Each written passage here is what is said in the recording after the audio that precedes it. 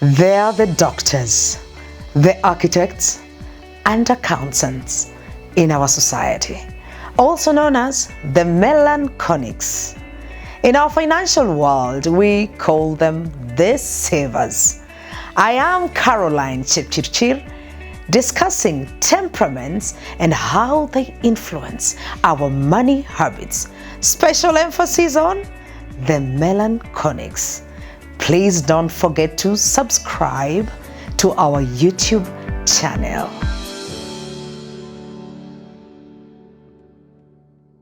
Melancholics, they are the deep thinkers.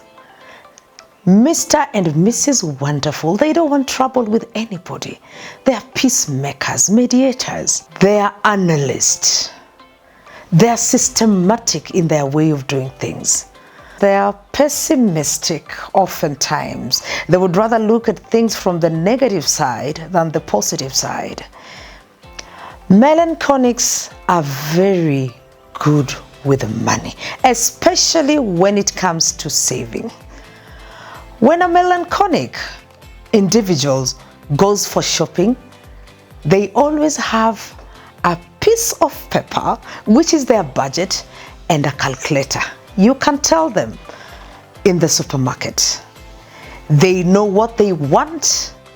They even know the cost. By the way, you cannot cheat them on their 1 shilling or 10 shilling. They will return the entire shopping because they follow the budget rule to the letter. They like comparing prices. They like to touch and feel the item to just make sure they are getting what is worth of their investment. You don't have to worry with a melancholic. When they're shopping, it's straight to the counter. Although they take a lot of time, because the thing is, they want the best bargain for whatever they have an intention of purchasing. When it comes to bills, landlords, you want to have melancholics as your tenants. They are very good with payments. They know what is expected of them. They understand and have a list of their recurrent expenditure month in, month out. They know every shilling that comes in and gets out. They're just a little bit slow when it comes to doing things because, listen, they have to analyze, they have to read, they have to understand. You don't rush these ones, even in the office. When you rush them, watakuachia kazi. Listen, you either give me adequate time to work on this for you or take the stuff, but you're not going to rush me because things have to be done the right way. That's a melancholic for you. So with the paperwork, they have a folder in the office. Yeah, in tray is always full. You understand? Yeah, the lecturers, those are the people I'm talking about with bills. When it comes to investment, oh dear, being a good saver does not guarantee that you will be a good investor. Melancholics suffer from what you call the paralysis of analysis. They must receive quotation from 50 companies, and they must analyze each and every quotation. They must do a study of the market. They must equally project, factor in inflation. And this is what happens. They approach a seller of a plot, or let's say a house. They agree, negotiate, take their time to think through it, and come up with a figure of 4 million. This is a melancholic for you. Goes back home, does their research, consults, compare, have a problem for every solution that is given to them. 2 years down the line, they come back to the same seller. What happens, guys? Their property has appreciated in value. It is no longer 4 million, it is now 6 million. That's a melancholic for you.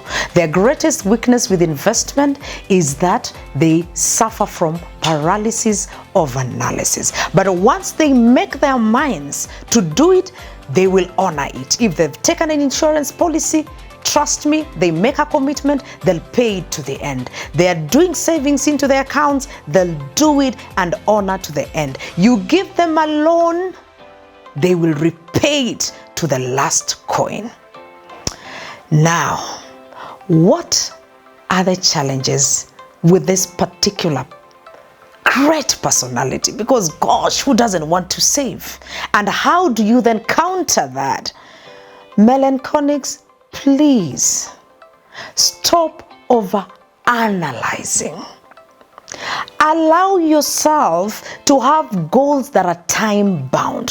Have projects that are time bound. Because if you do not have a time frame for any project or investment you want to undertake, melancholic, you might waste a lot of time overthinking and over analyzing, and therefore lose on great business opportunities. Take away the obsession for cost overuse. Melancholics, listen, I know you want the best bargain, the least if possible. But what is the point of buying an item that will cost you less, and you take the 6 months down the line and the item cannot serve its purpose? You would rather go for something quality that will stretch 2 years later. The other thing, spend on reasonable purchases. If your spouse is a melancholic, you feel me, I believe you feel me. They are tough with money, sometimes tough to a fault. And this can even strain your marriage or relationships, because somebody feels like you are too stingy. When you want to take your family for pizza, in your head you're thinking 1,000 for the largest or mega. Why? How many packets of unga chapati are those? Why can't we have just chapos and mandazis for 3 weeks? You know, please, please, please spend on reasonable purchases. Another thing, go for opportunities. Do not hold yourself back.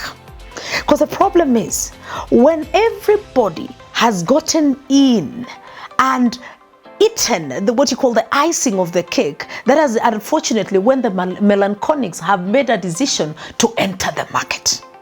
Why? Over analyzing. Otherwise, your problem, I find it to be easier as opposed to the spenders. It has been absolutely wonderful discussing this topic with you. Next week, we are going to handle the tough ones, you know, the bosses, the authoritative ones, and those are the cholerics. So please stay tuned. Don't forget to subscribe for such and other great topics. Bye-bye.